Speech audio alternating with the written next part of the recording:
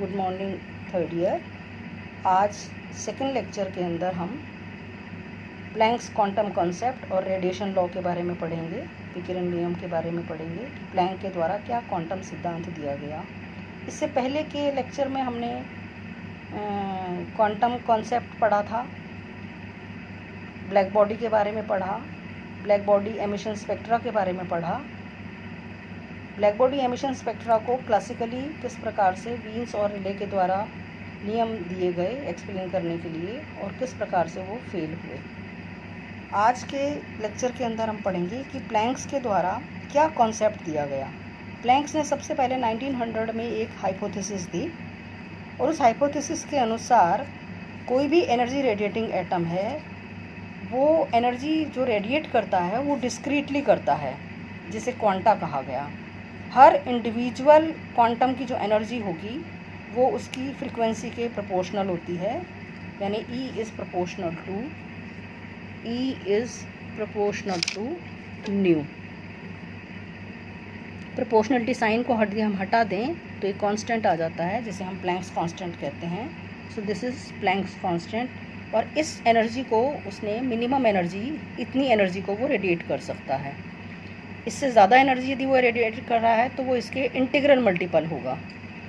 और इसके आधार पर प्लैंक्स के द्वारा रेडिएशन लॉ दिए गए हैं। पहला जो नियम दिया गया, the first law given by the Planck's is कि ब्लैक बॉडी जो चैम्बर है उस चैम्बर के अंदर वो केवल रेडिएटिंग, वो जो चैम्बर है it contains simple harmonic oscillators of molecular dimensions. A chamber containing black body radiations also contain simple harmonic oscillators of molecular dimension which can vibrate with all possible frequencies। यानी एक black body chamber जो है उसके अंदर जो black body radiations होते हैं वो किस रूप में होते हैं, उसके जो एटम्स होते हैं वो किस प्रकार की फॉर्म में होते हैं, सिंपल हार्मोनिक ऑसिलेटर्स की, जिनकी डायमेंशंस क्या है, मॉलिक्यूलर डायमेंशन है, जो हर पॉसिबल फ्रीक्वेंसी के साथ दोलन कर सकते हैं। दूसरी चीज़ जो बताई गई कि an oscillator can not have any general energy. एक ऑसिलेटर की जो एनर्जी है, ऊर्जा है, वो कोई भी ऊर्जा नहीं हो सकती है। वो केवल जो ऊर्जा होगी वो integral multiple of H new की होगी, जहाँ एन क्या है, एन इज़ एन इंटीजर। तीसरी जो नियम दिया गया उसने कहा कि जो ऑसिलेटर है वो एनर्जी को एमिट करता है या एब्जॉर्ब कर रहा है, यानी उत्सर्जित कर रहा है या अवशोषित कर रहा है, वो केवल तब करता है जब वो एक लेवल से दूसरे लेवल में जाएगा। जब वो किसी एक ऑर्बिट के अंदर है तो वहाँ रहते हुए वो कोई भी एनर्जी को रेडिएट नहीं करता है, और जिस स्टेट में वो एनर्जी को रेडिएट नहीं करता है वो स्टेट हमारी क्या कहलाती है, स्टेशनरी स्टेट कहलाती है। So as the oscillator emit और absorb energy only. The oscillator is said to be in a stationary state और a quantum state of energy. The emission और absorption of energy occurs only when the oscillator jumps from one energy state to another. यानी जब वो एक level से दूसरे level में जाएगा केवल तभी वो एनर्जी को रेडिएट करेगा या एब्जॉर्ब करेगा। उसके बाद उसने कहा कि इस आधार पर उसके द्वारा जो नियम दिया गया प्लैंक्स के द्वारा, उसने कहा कि जो हर ऑसिलेटर की फिर एनर्जी कैसी हो गई, अलग अलग। किसी की एच न्यू एनर्जी है, किसी की 2h न्यू है, किसी की 3h न्यू है। तो उस आधार पर उसने एवरेज एनर्जी निकाली। The an average energy of an oscillator, यानी दोलकों की जो माध्य ऊर्जा उसने दी गई प्लैंक्स के द्वारा, E bar is equal to h nu upon e to the power h nu upon k T minus 1। And the number of oscillators per unit volume, एकांक आयतन में फ्रीक्वेंसी रेंज न्यू और न्यू प्लस डी न्यू के बीच में oscillators की जो संख्या है वो संख्या दी गई, n बराबर 8 pi nu square d nu upon c cube. यानी इतने नंबर ऑफ ऑसिलेटर्स एकांक आयतन में हैं जिनकी फ्रीक्वेंसी रेंज न्यू और न्यू प्लस डी न्यू के बीच में आते हैं। So therefore the total energy per unit volume in the frequency range nu and nu plus d nu is कितनी होगी, इन दोनों को यदि मैं मल्टीप्लाई कर दूँ, so E nu d nu is equal to 8 pi h nu cube upon c cube. यानी इसको और इन दोनों इक्वेशंस को यदि मैं मल्टीप्लाई कर देती हूँ तो मेरे पास जो रिजल्ट आएगा वो आएगा E nu d nu is equal to 8 pi h nu cube upon c cube 1 upon e to the power h nu upon k T minus 1 d nu. This formula is known as Planck's radiation law.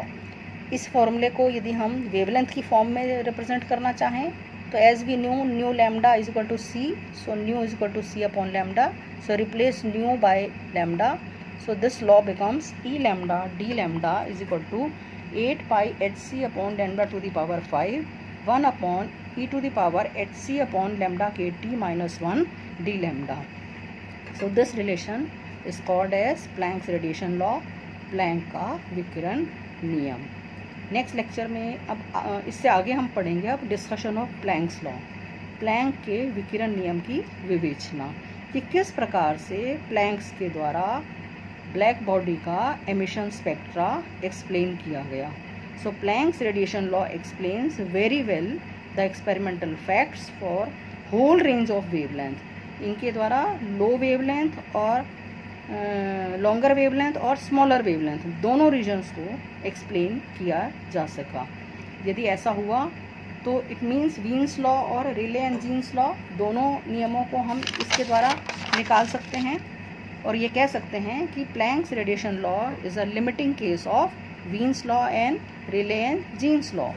तो यहाँ हम prove करेंगे कि Wien विकिरण नियम और relay jeans विकिरण के नियम को प्लैंक के विकिरण नियम से कैसे व्युत्पन्न किया जा सकता है। सबसे पहले हम लेंगे कि यदि हम स्मॉलर वेवलेंथ रीजन की बात करें, यानी लघु तरंगदैर्ध्य विकिरण की बात करें, तो if we assume that h c upon lambda k T is very much greater than lambda, यानी लैम्डा का मान छोटा है, then e to the power h c upon lambda k T is very much greater than 1। Lambda छोटा है तो ये एक से बड़ा हो गया, यानी this is greater than 1। So therefore हम क्या करेंगे, e lambda D lambda is equal to 8 pi h c upon lambda to the power 5 1 upon e to the power h c upon lambda k T minus 1। यानी denominator के अंदर हम जो -1 है उसको हम छोड़ सकते हैं यहाँ पर, और केवल हम क्या लिख सकते हैं 1 upon e to the power h c upon lambda k T D lambda. इसको अब हम ऊपर ले गए, 8 pi h c upon lambda to the power 5 ई की power minus h c upon lambda k T D lambda. So here we assume 8 pi h c 8 constant, pi constant, h Planck's constant, c velocity of light. So in place of this we assume a new constant से ए।